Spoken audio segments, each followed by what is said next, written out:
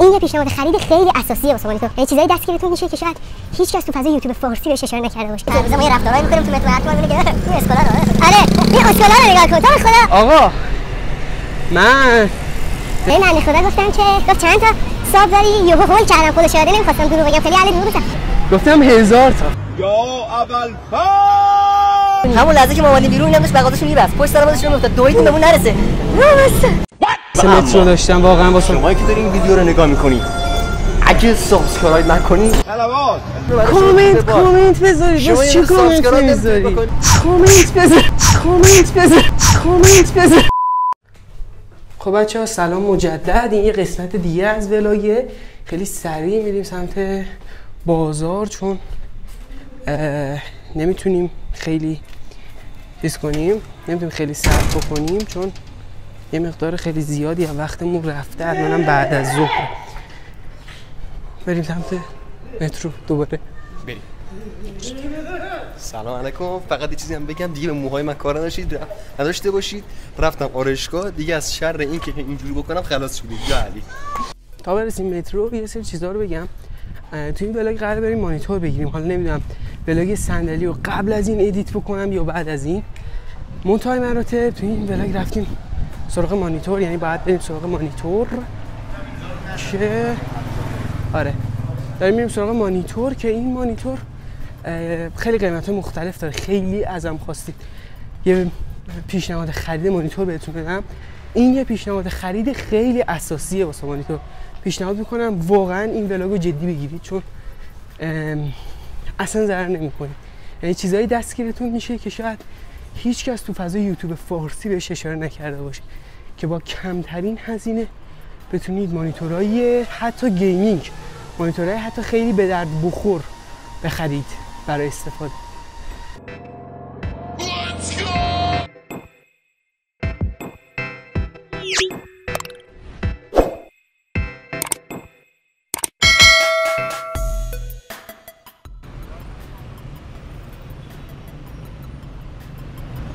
پاساژ نور را بتابان.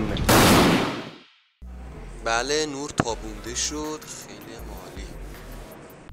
خب حالا تیال عرض میکنیم تا برسیم به مغازه مورد نظر.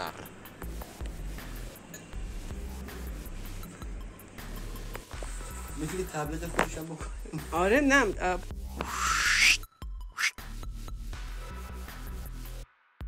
پلاک مغازتون هم میگیرم اگه مشکل نشه. 6137 مجتمع نور.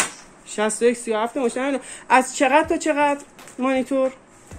از 1 میلیون تا 34 میلیون. از 1 میلیون تا 34 میلیون. اینجا پر مانیتوره. بذارید من یه چیز بگیرم از مانیتورها.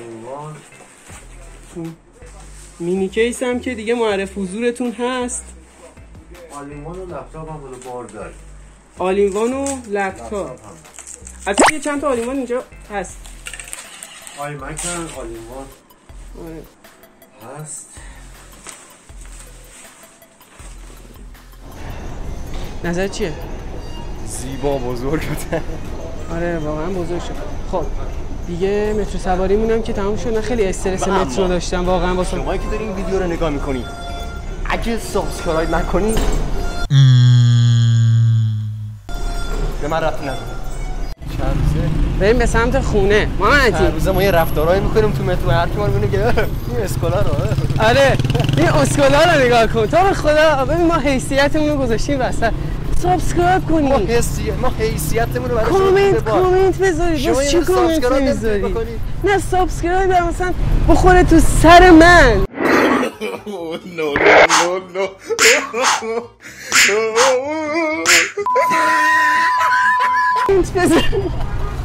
کامنت بذاری.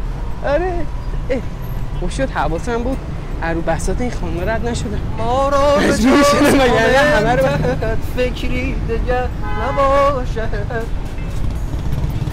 محمدی از داره همایون بود که من به جنگ کشیدم. محمدی داره از تمام پتانسیل شما برای سابسکرایب کردن استفاده کنه. الان نور میره دیگه ویدیو رو میگیریم. خب بچه‌ها مانیتور محمدی رو گرفتیم. محمدی خوشحال و راضی. آقا من به این بنده خدا گفتم که گفت چند تا صاحب داری یهو هول کردم خودش یاده نمیخواستم دروغ بگم خیلی اهل دروغ بودم. گفتم 1000 تا.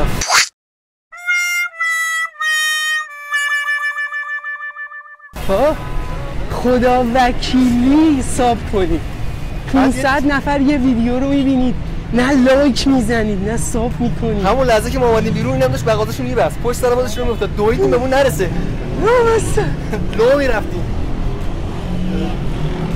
آره یعنی خدا وکیلی حمایت کنید.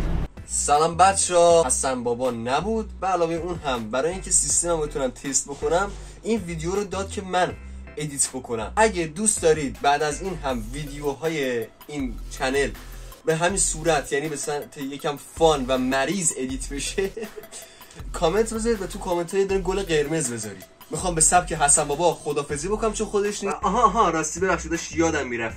ببینید بچه‌ها این ویدیوها ادامه داره. یک ویدیوی کیسی 6.5 هست، ولاگ خریدن بهترین صندلی گیمینگ به صورت اقساطی یعنی ارزون تر باشه و دیگه خیلی چیزای دیگه هست که میتونید ببینید. این سمت هر وری که شد میذارم براتون و من دارم با همون کیسی 6.5 کار میکنم و این ادیتور رو زدم. امیدوارم که موفق باشید. به سبک حسن بابا خدافظی میکنم چون خودش نیست. پس یا علی و خدا نگهدار.